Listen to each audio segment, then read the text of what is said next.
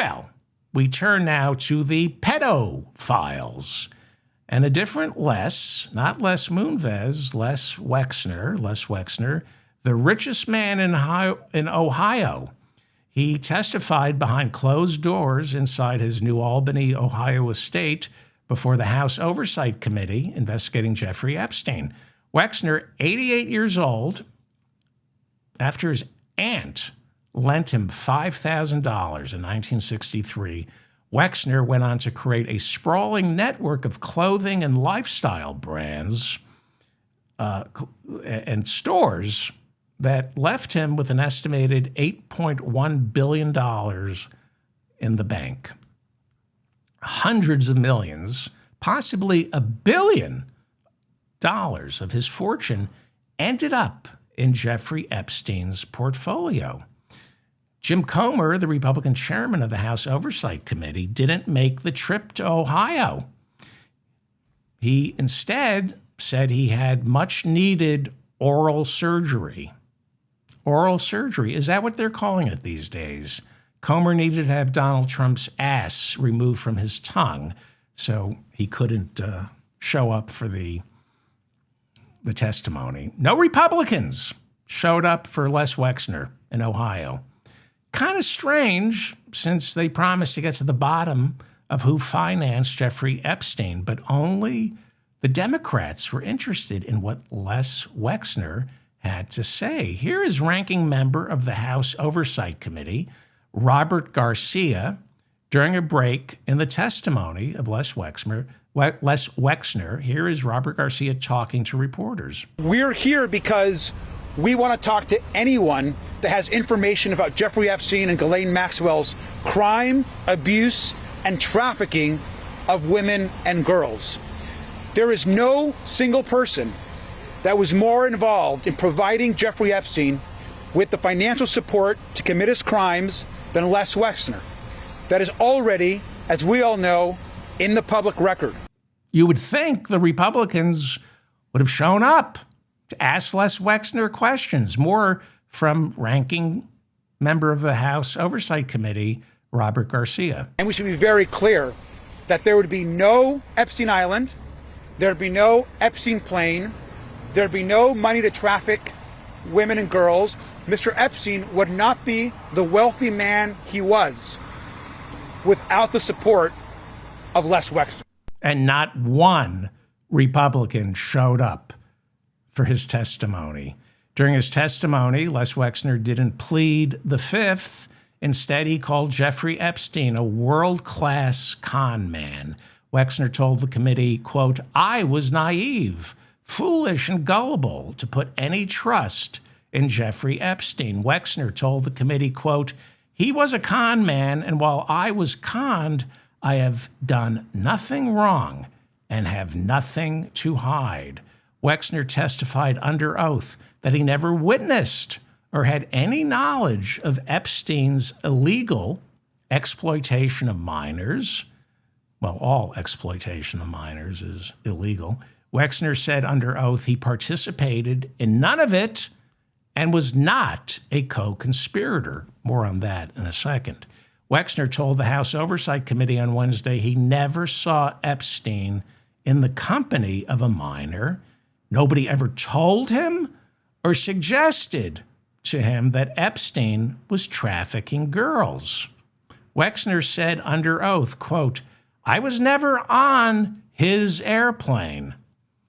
Yes, you were never on his airplane because technically it wasn't his airplane, it was your airplane. The Lolita Express belonged to Les Wexner, and then somehow it ended up with Jeffrey Epstein. One would think the Republicans would have come to Ohio and asked Les Wexner questions like, why did Jeffrey Epstein end up with your Lolita Express? And then, of course, there's the issue of Epstein's New York City townhouse, one of the largest private homes in Manhattan, where former Prince Andrew stayed. That townhouse belonged to Les Wexner, but somehow ownership got transferred to Jeffrey Epstein. How did Epstein end up with the deed?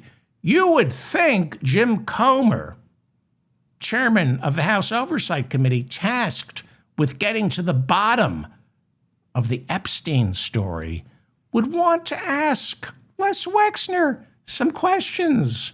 Wexner testified on Wednesday that Epstein purchased that Manhattan townhouse from Wexner, and he paid market price, no special discount.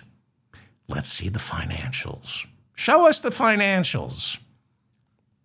Wexner said he visited Epstein's Island once for only a few hours with his wife and young children while they were on a family cruise. He brought his children to Pedo Island.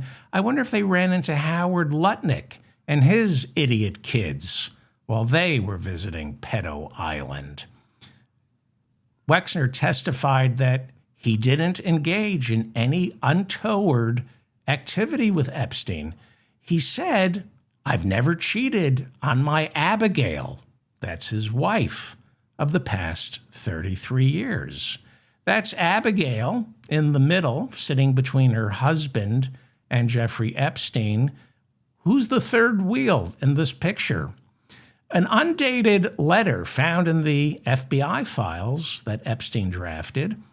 This is a letter that Epstein drafted. It's in the Epstein files. He never sent this to Wexner. It contains the following words, quote, "You and I had gang stuff for over 15 years, a great deal of it that she was unaware of." Can we assume she was Abigail Wexner? I don't know. Wexner's wife? And what did Epstein mean by gang stuff? Were Wexner and Epstein members of Tren de Aragua? Are they Venezuelan gang leaders? What does gang stuff mean? I have an idea of what gang stuff is. He writes, "I have never once, not once, done anything but protect your interests. I owe a great debt to you, as frankly you owe to me.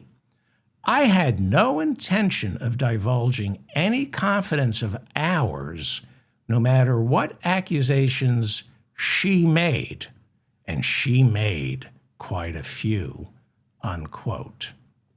Who is she? Possibly Virginia Giuffre, who testified under oath in a 2016 deposition during her defamation lawsuit against Alan Dershowitz, that she personally was forced by Epstein to have sex with Les Wexner more than 3 times. And she said under oath she knew for a fact that Les Wexner had sex with minors. This is the same Virginia Giuffre who received a multi-million-dollar payout, possibly $14 million from the royal family, to settle her lawsuit, claiming Andrew Mountbatten, then Prince Andrew, raped her when she was forced to have sex with him on 3 separate occasions. Wow, you would think the Republicans had at least one question to ask Les Wexner. Not a single Republican showed up. Who are they being loyal to?